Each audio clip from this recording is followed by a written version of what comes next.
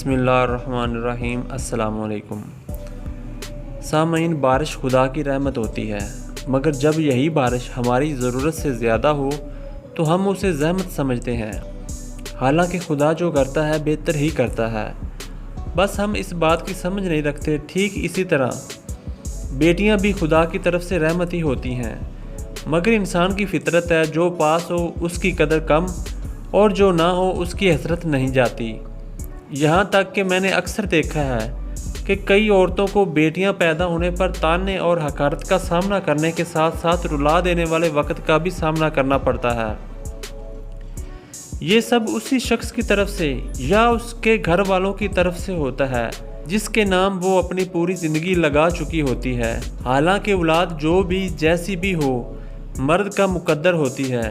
ایسے مردوں سے التماس ہے کہ وہ کوئی بھی دل آزاری والی بات نہ خود کیا کریں نہ کسی کو کرنے دیا کریں۔ پروردگار نے ہمارے ہر مسئلے کا حل بھی ہمارے ہر مسئلے کے ساتھ ہی پیدا کیا ہے، بس ہمیں غور کرنے کی ضرورت ہوتی ہے۔ مالک کریم نے مور پرندے کو جو خوبیاں عطا کی ہیں ان کی مثل کسی اور جانور میں نہیں ملتی۔ مور نر ہوتا ہے اور اس کے خوبصورت پر نکلا کرتے ہیں جو کہ اس کی مادہ یعنی مورنی میں پیدا نہیں ہوتے۔ اسی مناسبت کی بنا پر جن میاں بیوی کے ہاں بیٹیاں ہی پیدا ہوتی ہوں ان کو ایک دوا بنا کے دی جاتی ہے تو اللہ کے فضل سے بیٹا ہی پیدا ہوتا ہے۔ حکماء حضرات اور پیر حضرات لاکھوں روپے لے لیتے ہیں لیکن نسخہ نہیں بتاتے، مگر انسانیت کی بھلائی اور نیکی کی غرض سے یہ نسخہ اس چینل کی زینت بنایا جا رہا ہے۔ بنا کر ضرور استعمال کریں، انشاءاللہ بیٹا ہی پیدا ہوگا۔ مور کے 3 پر ایسے لینے ہیں جن کی ٹکیاں بڑی ہوں، ان کا صرف یہ ٹکی والا حصہ علیحدہ کر کے کینچی کی مدد سے انتہائی باریک کاٹ لینا ہے۔ جتنا زیادہ باریک کاٹیں گے اتنا زیادہ گارنٹی کے ساتھ فائدے کی امید کی جا سکتی ہے۔ اور بیل گری، بداری کند، یہ 2 چیزیں 6 گرام اور کستوری خالص 4 رتی لے کر تینوں چیزوں کا صفوف بنا کر بعد میں مور کے پروں والا پاؤڈر ڈال کر اچھی طرح مکس کر لیں تاکہ ساری چیزیں اچھی طرح مکس ہو جائیں۔ آخر میں اس سارے پاؤڈر کے کیپسول بھر لیں۔ جتنے کیپسول بھرے جائیں گے ان کو 3 دنوں میں 9 یا 12 خوراکوں میں ختم کرنا ہوگا۔ یہ کیپسول اس گائے کے دودھ کے ساتھ کھانے ہیں جس نے بچڑا یعنی نر بچے کو جنم دیا ہو۔